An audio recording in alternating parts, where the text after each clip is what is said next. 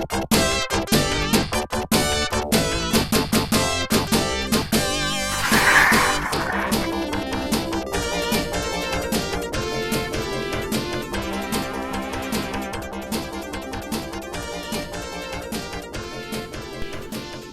so now we're going to switch our application from that impulse momentum theorem to really talk about conservation momentum.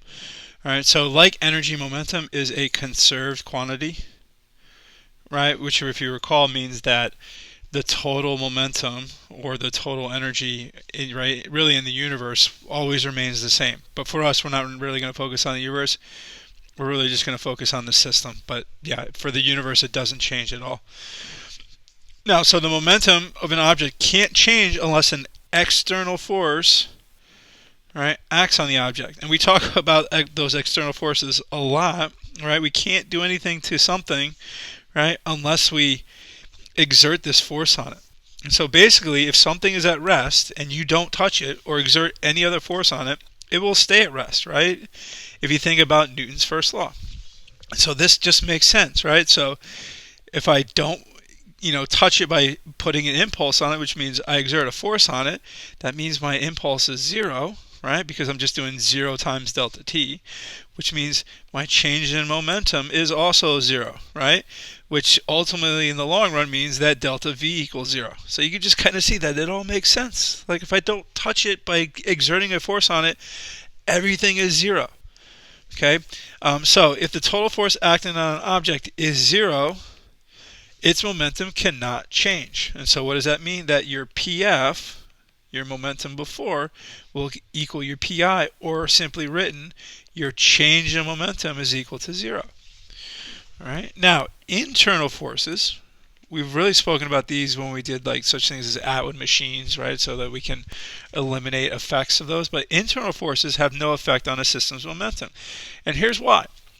First, they act as action-reaction pairs in a system, right? And so if I just kind of use our box touching a box scenario, right? So if I'm on a table and I'm sliding these boxes, right, exert a force, right?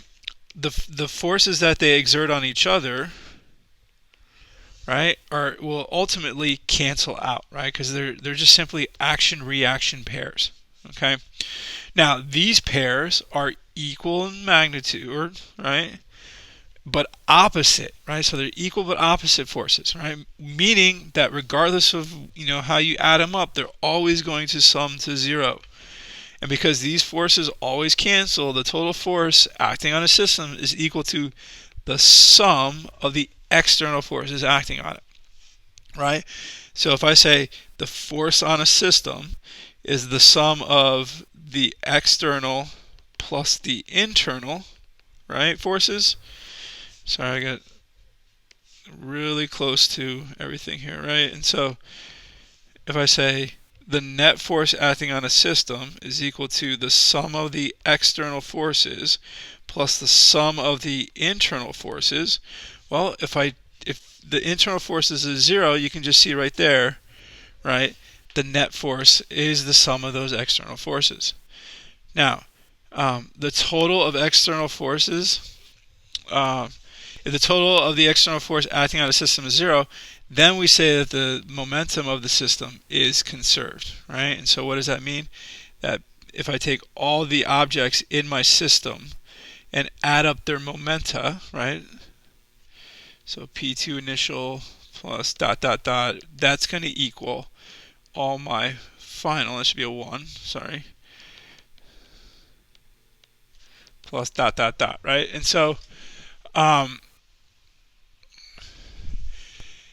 that's kind of the basis for our conservation of momentum. So the above statement only applies to the total momenta, not the momentum of the individual objects, right? And so P1, right, so my object 1 momentum the initial may not, in fact, it won't equal the final individual, right? So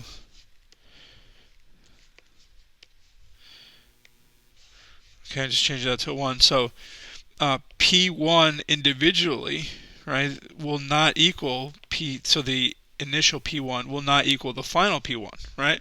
But if same thing with like P2, right? My initial P2 will not equal my final P2. But the sum of these two will equal, okay? And so these are just a bunch of simple examples. So I have two groups of canoes floating that float motionless in the middle of a lake. After a brief visit, someone in canoe 1 pushes on canoe 2 with a force of 46 newtons. The force lasts for 1.20 seconds and moves the canoes in opposite directions. What is the momentum of each canoe after the push, and what is the total momentum of the system after the push? Okay, and so I've got 3 questions I need to ask, right? So here's canoe 1, right? Canoe 2, and then total, right? And so canoe 1, right? Its change in momentum will be equal to the force times the time or interval that it acts on, right? And so remember that change is P final minus P initial, right? But if it's not moving before, that's just going to be 0. And so P final is just simply F delta T. Okay, and we'll call this the positive direction, this the negative direction. Okay, because it tells you that they move in, ultimately they're going to move in opposite directions. So you're going to do 46 times 1.20, and for P1 you're going to get a positive 55 kilograms times meters per second. Sorry, I kind of bottled myself up with the amount of space I had. Right, I can do the same kind of derivation for 2, but remember this force, right, is now going to be applied in the negative direction. So this is going to be negative 46 times 1.20, and guess what you get? You get negative 55 times kilogram, or 55 kilograms times meters per second. Okay, so what is the total momentum of the system after the push? So P total is just going to be P1 final plus P2 final, right? And so that's going to be positive 55 plus negative 55, and you get 0. Okay, another way to think about it is before their push, they're motionless. So we know that the total momentum has to add to 0 because before the push, they had no momentum. Okay, and so you can kind of make this application as well, right? And so here's how you do that. I'll do that in this example. So 2 ice skaters stand at rest on the center of an ice rink. When they push off against each other, the 45 kilogram skater requires a speed of 0.62 meters per second. And if the speed of the other skater is 0.89 meters per second, what is this skater's mass? Okay, so one thing to note is that the second skater, right, they should have less mass because they have a greater speed, right? And so if I know that my total before has to equal my total after, right? But note that they're not moving before, so this is going to be 0. And so my P total final is going to equal 0. And so now I just add, bring in all these individual pieces to it. And so it's like P1 final plus P2 final equals 0.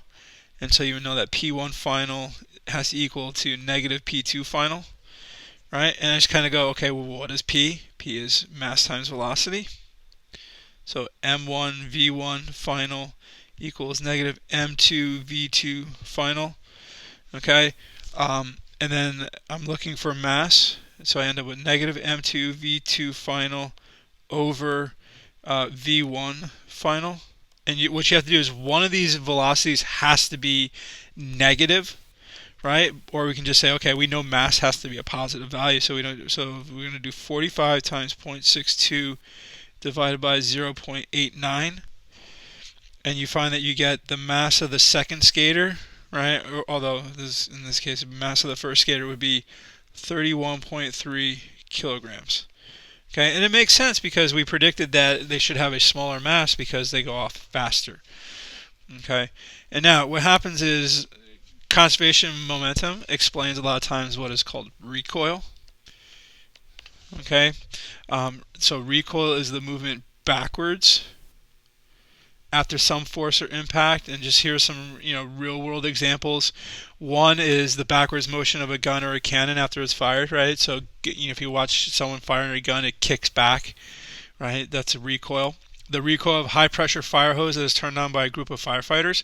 So when they turn that on, they're going to kind of go backwards because the water is going to go forward, and the momentum basically has to even out, and so it pushes them backwards. So they have to exert a force in the opposite direction, right, to keep it steady.